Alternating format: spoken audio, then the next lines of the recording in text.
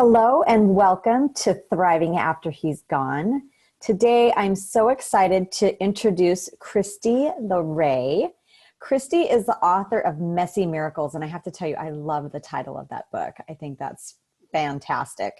And she has a successful insurance agency with her sister. She lives in a rural, try and say that right, rural town in Montana with her dog, Rosie. And if you don't mind, I'm going to just get right into it. She experienced personal transformation through an emotionally devastating divorce and a life-changing decision to stop drinking.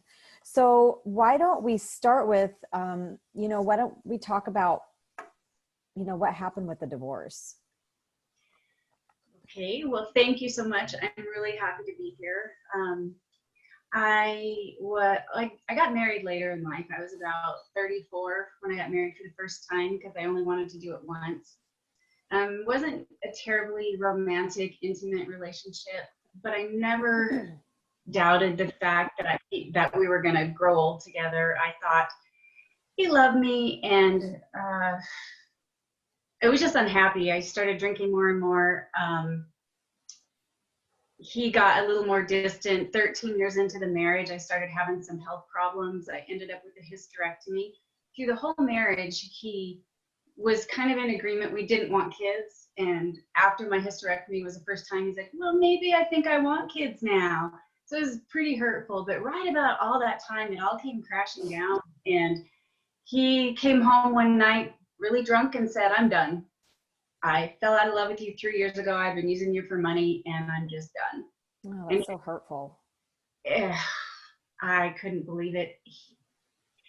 He'd been messing around, kind of getting too friendly with this other gal in his group of friends that had a child. And I think he was going to ride in and be instant daddy. And it didn't work out for him, but I was hurt. Within 2 weeks, I was divorced. I was living in a little rental house next to my office. I lost my dog, my home, my garden, my greenhouse, my identity. I found myself crying. I lost 25 pounds. I lost half my hair.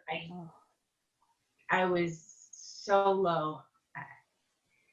So I understand what that's like to be lost. And so when did your life shift? Like, when did you have that aha moment, and what did you do to pull yourself out of it? I did a lot of reading and online courses, and looking back, there were 4 major things that I practiced that I really think helped start letting some light back in.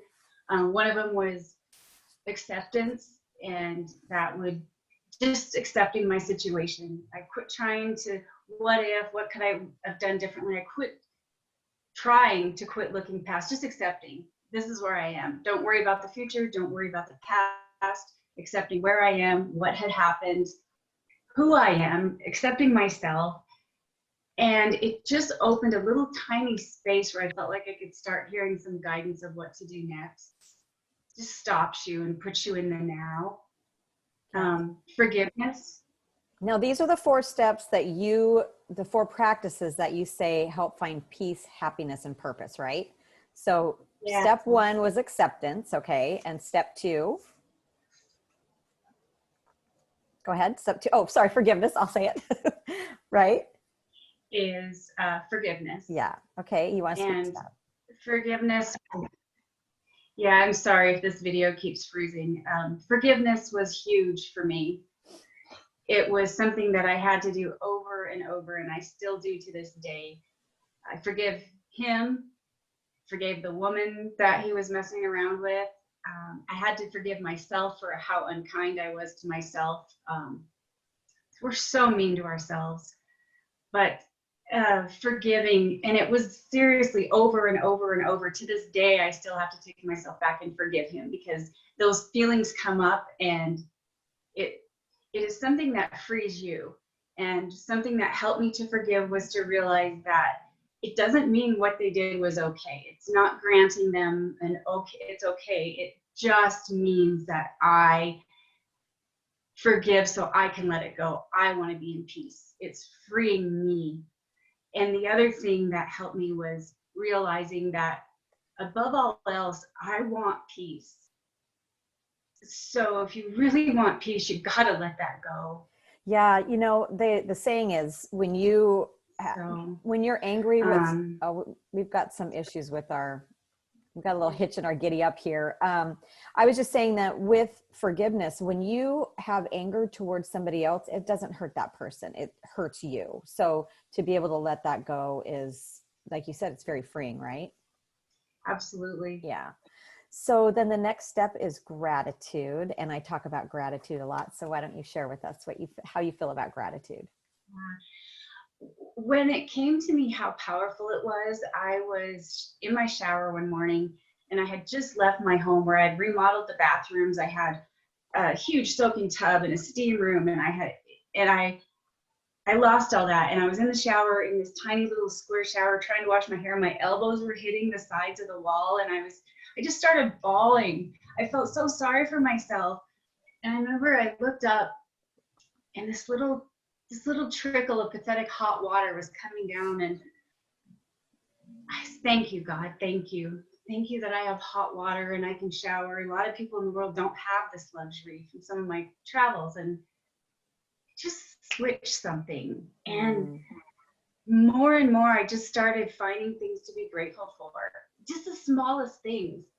When I would go for drives, I'd be like, oh, thank you for the sky, the tree. It's almost corny, but just the littlest things, the coolest side of the pillow. And the more I was grateful and just said gratitude for the tiniest little things, they became stronger and bigger, and more things I found to be grateful for.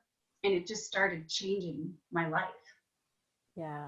And then the last one is love. Yeah. I think the biggest thing is if we can learn to love ourselves, which is so hard. Oh. We're hard on it. Yeah, a lot of self-talk. I am enough. You froze on me a little bit again there. Technology's fun. Anyway, you were saying we were talking about love and self-love, right? We have so many negative conversations going on in our head all the time, right? And if we could just stop and be kind to ourselves, right? Right. So important. Yeah. So you were starting to speak on love, so I'd love for you to share too. Well, loving ourselves. I mean, I put I am enough on my mirror. On my drives, I would practice sending love emotionally and mentally to everyone in my life. And I would practice receiving it. It was kind of a little game I would play with myself.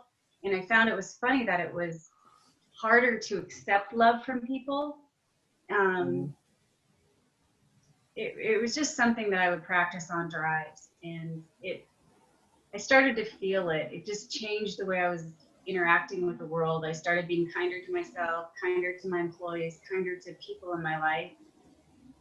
And so those are the 4 practices really that pick me up off the ground and let me step forward.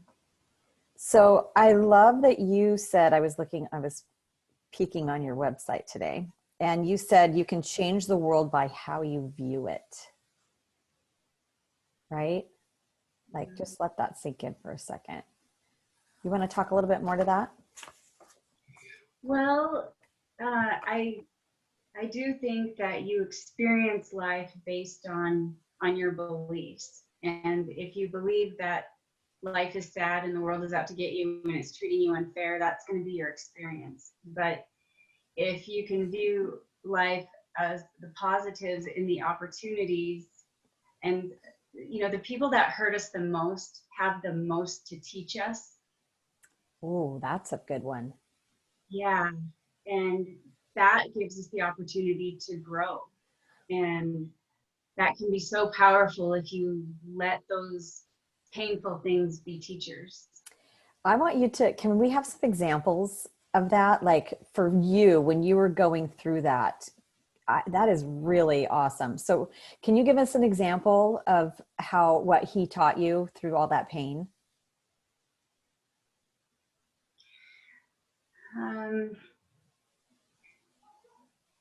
I guess it taught me that I'm stronger than I thought I was. It made me realize that I have more to give the world than I thought I did. And I have a capacity to love. It made me more compassionate, understanding to other people with their pain, what they're going through. It completely changed. I never understood. I thought divorce, you guys didn't want to be together. It is life changing. It is life stopping. It is something that gave me so much more compassion for other people. So tell us where you're headed next and what tools are you using to become unhackable? Yay! Yay! So I'm going through a program. I signed up to be an Unhackable coach, which is an awesome book coming out October 24th by Carrie Overrunner. But what I want to do is I want to take people on the journey with me, because I have a lot to learn still. And what I want to do is bring people along the journey to learning to become unhackable, because we always fall back into our old ways. I get depressed, I get angry, I fall down a lot. But if we can become focused in what our purpose is and quit getting distracted by our self-limiting beliefs and by all the distractions in life, the worries, the internet, the COVID, the riots, the racial tension, we just need to focus in on what we want to do in life, what our purpose is, and stick with it and go forward. So these tools, I've already gone through a lot of the program. I'm going to go through it one by one, because I want to have unhackable grace and joy. Yeah. The less we fall back into that, the happier we'll be. Yeah. So I always ask my guests a couple of questions. I'm sorry, I'm having a hard time taking myself seriously today. I told you I tried a scarf for the first time and it's just cracking me up. So thumbs up or thumbs down, people. Scarf yes or scarf no. I'd love your opinion of it. It's making me giggle. So do you have any books that you'd like to recommend? I always ask for like a personal motivational book and then a business book. Yes. Well, I want you to read Messy Miracles, of course. Yes, but, of course. Return to Love by Marianne Williamson. There's one quote in that book that just is one of the quotes I live by about which was who my are we next not question. to be great. That was going to be my next question. Who were your mantra or your quote? So go ahead. Sorry. Well, no. If you're struggling with drinking, This Naked Mind by Annie Grace was phenomenal. Unhackable would be a business book that's coming out soon, but to help you find your purpose in life and business. And you said maybe a mantra. That one, of course, by Marianne Williamson, Who Are You Not to Shine and Be Great. But also, I don't know who said this. I think it's anonymous. Not all storms come to disrupt your life.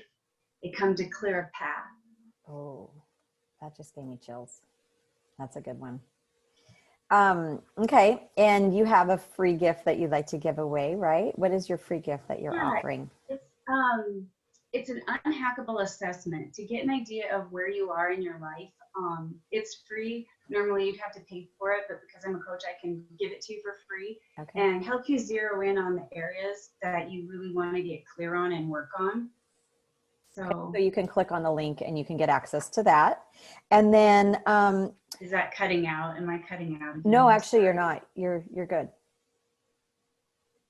You're good. How can they reach you? If you go to KristyLeRay.com or unhackablegrace.com or my email, KristyLeRay@KristyLeRay.com. I'd love to hear from you. And that's LERAY. Yes. Okay. And spell Kristy too, because people spell Kristy differently. KRISTY. LERAY. Okay. And then I talk about how I'm so fired up right now to be pouring into women in this space. So when I reached out to you, what really made you want to be a part of this? What tugged at your heart to talk to this community of amazing women? I have been there. I have suffered. Oh, come on. Oh, there you are. We lost you for a second. Sorry. You said you have suffered. I have suffered. I have hurt. I understand the hurt. I understand the pain. I've been there. And if there's something I can do to women and lift them up and give them strength and hope, I want to, because ladies, you are beautiful and you have a lot to offer. Yeah. Do you have any last words of advice for this beautiful group of women?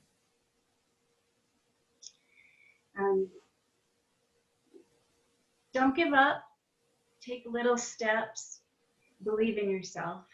This is, one door is closed, but there's another one opening, and it is going to be awesome. It is beyond what you could ever believe right now, but it's going to be beautiful. Yeah. Well, thank you so much, Kristy. I really appreciate your time today. And beautiful community, I look forward to seeing you on the next interview. So I hope you have a beautiful day today. Bless you. Bye. Bye.